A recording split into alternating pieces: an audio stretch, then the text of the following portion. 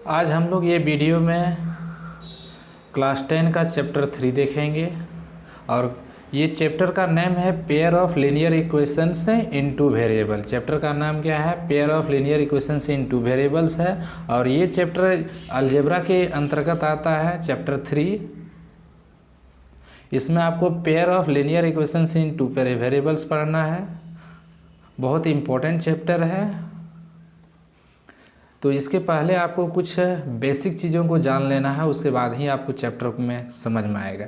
तो linear equations इन one variable, पहले तो टू वेरिएबल जाने से पहले आपको वन वेरिएबल समझना है क्या होता है, ठीक है।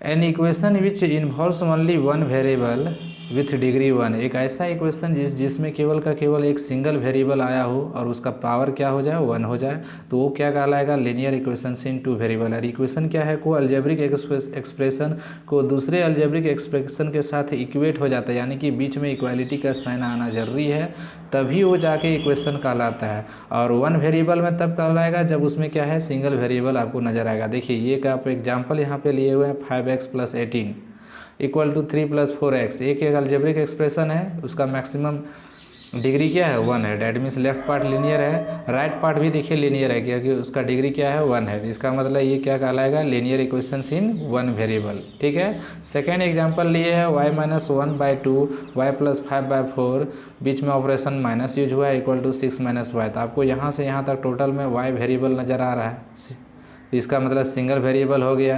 और साथ में y का पावर भी हर एक केस में क्या है? 1 है। तो इसका मतलब क्या? Linear equation in one variable का ये भी एग्जांपल है क्या। इस तरह से बहुत सारे एग्जांपल्स आपका आ सकता है। तो आपको सिंपल सा बात याद रखना है, linear equation in one variable that means an equation where only one variable is present, okay.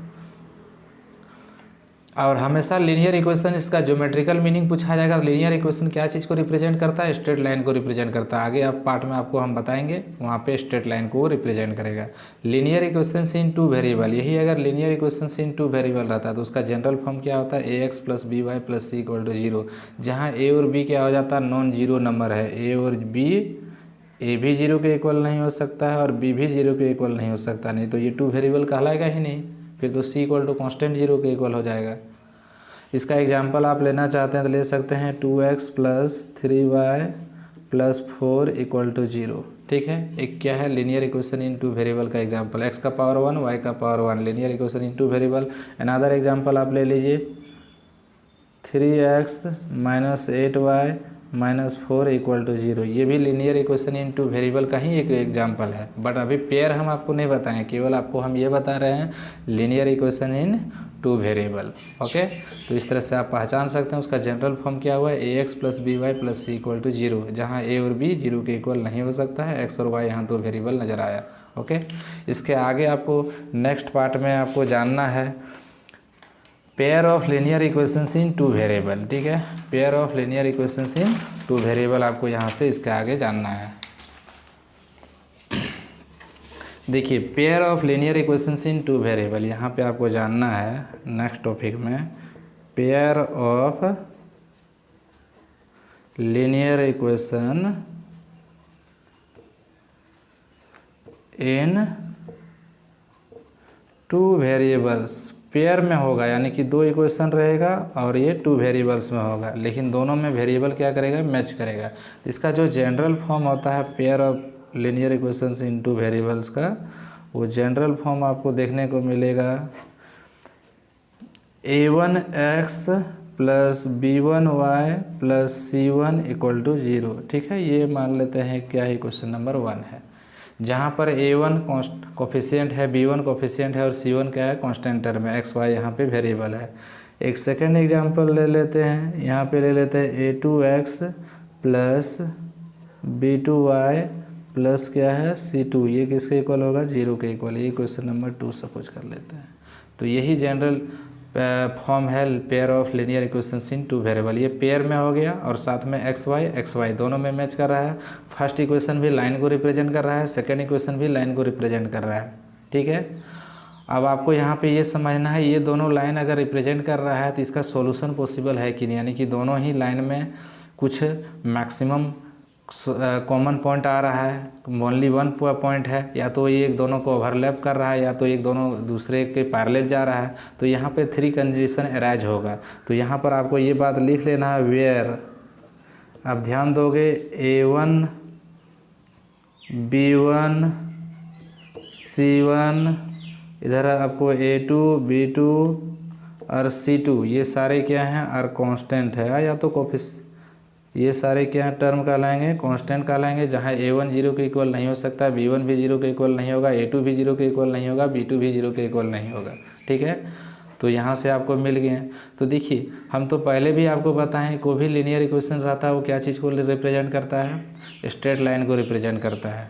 तो ये दोनों इक्वेशन का क्या यहाँ पे जो ज्योमेट्रिकल मीनिंग अगर बात किया जाएगा, ज्योमेट्रिकल मीनिंग,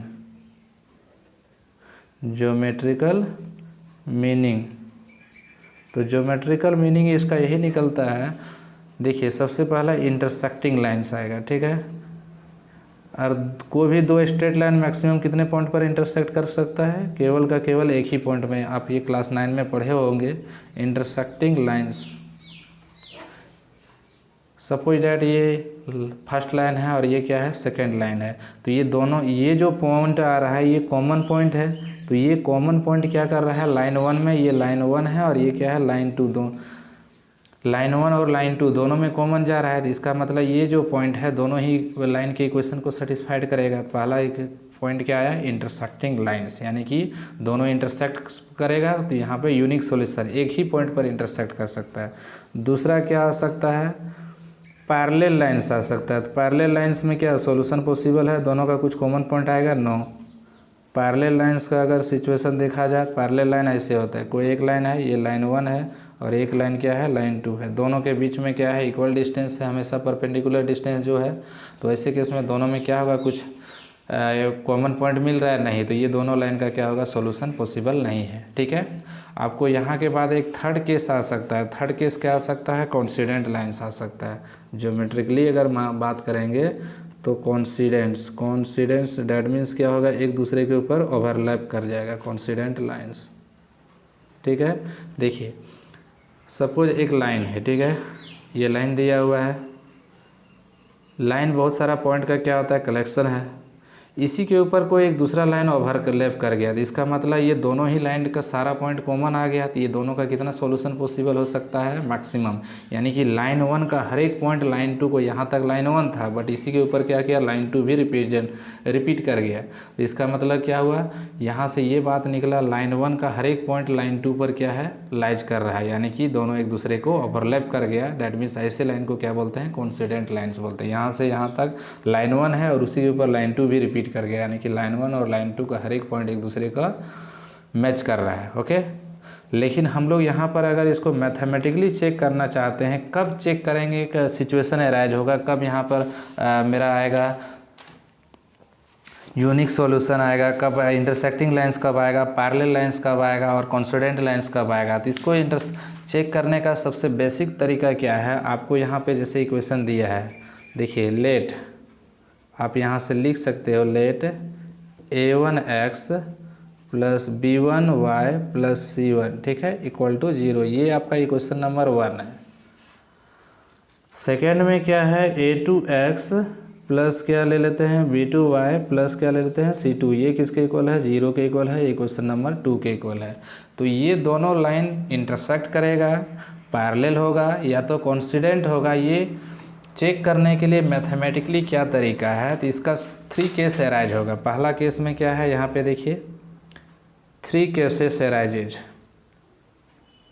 केस 1, ठीक है, तो केस 1 में क्या आएगा, पहला case, if a1 bye a2, मतलब फर्स्ट इक्वेशन का x का कोफिशिएंट a1 कहलाएगा, सेकंड में x का कोफिशिएंट क्या कहलाएगा, a2 कहलाएगा। अगर ये दोनों का ratio is not equal to b1 by b2, यानी कि b1 और b2 के रेशियो के इक्वल ना हो, तो ऐसे केस में क्या होगा, unique solution.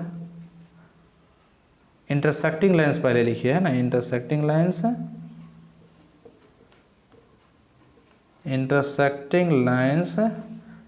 And unique solution, unique मतलब एक ही क्योंकि कोई दो स्ट्रेट लाइन मैक्सिमम एक ही पॉइंट पर कट कर सकता है, तो इसका मतलब यूनिक सॉल्यूशन होगा। और सॉल्यूशन कहने का मतलब एक्स वाई का कुछ ऐसा वैल्यू जो कि दोनों ही इक्वेशन में को क्या करे, सेटिस्फाइड कर दे। तो ये फर्स्ट केस आएगा। इंटरसेक्टिंग लाइन्स क्या होगा, एक इधर से है तो एक इधर से है, दोनों एक पॉइंट पर क्या करेगा, इंटरसेक्ट करता हुआ मालूम पड़ेगा। तो ये इंटरसेक्टिंग लाइन्स का केस आया। इसके बाद आपको केस नंबर 2 यहाँ से देखना है क्या चीज़, केस नंबर 2 पैरेलल वाला सिचुएशन कब आएगा। देखिए केस नंबर 2, तो आपको यहाँ से ये भी जानना है केस नंबर 2। तो केस नंबर 2 में क्या है, यहाँ से इफ़ A1 अपॉन A2 ये किसके इक्वल हो जाए, B1 अपॉन B2 के इक्वल हो जाए, यानी कि A1 और A2 का रेशियो और B1 और B2 का रेशियो। A1 क्या है, x का कोफिशिएंट फर्स्ट इक्वेशन में, A2 क्या है, x का कोफिशिएंट सेकंड इक्वेशन में, B1 y का कोफिशिएंट और B2 क्या है, y का कोफिशिएंट है। अगर ये दोनों आपस में इक्वल हो जाए बट क्या रहे यहाँ से C1 और C2 का जो रेशियो है इक्वल ना हो, तो ऐसे केस में क्या होगा, यहाँ पे ये पैरेलल लाइन्स हो जाएगा, है ना। Equation of lines are parallel, ठीक है, पैरेलल होगा। एंड पैरेलल होता है दोनों जब इंटरसेक्ट ही नहीं किया, तो इसका मतलब क्या हुआ, नो सॉल्यूशन, कोई भी सॉल्यूशन इसका पॉसिबल नहीं है, ठीक है। तो ये सेकंड पॉइंट आया आपका। थर्ड में आपका क्या हो सकता है, केस नंबर 3 में, केस नंबर 3 यहाँ से आ सकता है if A1 upon A2 equal to B1 upon B2 and it is also equal to C1 upon C2। तीनों का रेशियो आपस में इक्वल हो जाती है, तभी पॉसिबल है जब एक लाइन दूसरे को ओवरलैप कर जाएगा। तो कॉन्सिडेंट लाइन्स हो जाएगा, लाइन एक दूसरे को क्या करेगा, कॉन्सिडेंट लाइन्स। एंड जब कॉन्सिडेंट होगा, एक लाइन दूसरे के ऊपर ओवरलैप कर रहा है, तो मैनी सॉल्यूशन होगा, इसका अनगिनत सॉल्यूशन आ जाएगा, ठीक है, मैनी सॉल्यूशन पॉसिबल है।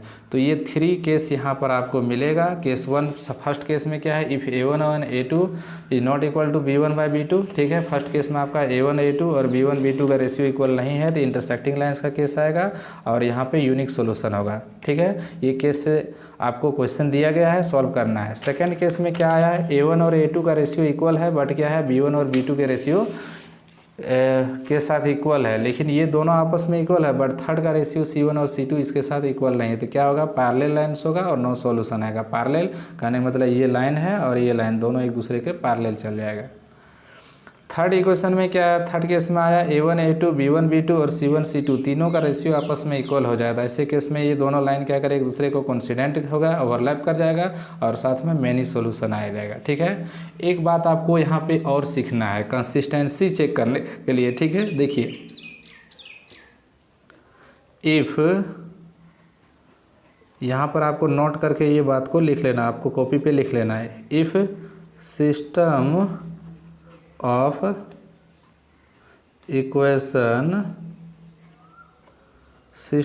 equation has solution, चाहे वन सॉल्यूशन रहे चाहे मैनी सॉल्यूशन रहे, then it is consistent, it is consistent, otherwise inconsistent, ठीक है। तो ये बात आपको याद रखना है, ये नोट करके लिख लेना है। अगर सिस्टम ऑफ इक्वेशन जो दिया हुआ है उसका कुछ सॉल्यूशन है, चाहे वन सॉल्यूशन यूनिक सॉल्यूशन रहे चाहे मैनी सॉल्यूशन रहे, तो आपका सिस्टम क्या कहलाएगा, कंसिस्टेंट कहलाएगा। अगर उसका सॉल्यूशन नहीं है तो ये क्या कहलाएगा, इनकंसिस्टेंट कहलाएगा, ठीक है। इससे भी आपको क्वेश्चन 1 मार्क के लिए मिलता है, ठीक है। तो आपको हम यहाँ पे कंसिस्टेंसी चेक करने के लिए भी बता दिए, अगर सॉल्यूशन है डैट मीन्स ये आपका कंसिस्टेंट कहलाएगा, अगर सॉल्यूशन नहीं है तो ये इनकंसिस्टेंट, चाहे सॉल्यूशन 1 रहे चाहे मैनी रहे तो वो तो कंसिस्टेंट ही होगा। तो ये आपको यहाँ से ये बात मिल गया। और यहाँ के बाद आपको क्या करना है, कुछ क्वेश्चंस को क्या करना है, आपको ज्योमेट्रिकल मीनिंग समझना है, तो वो आपको हम नेक्स्ट वीडियो में बताएंगे।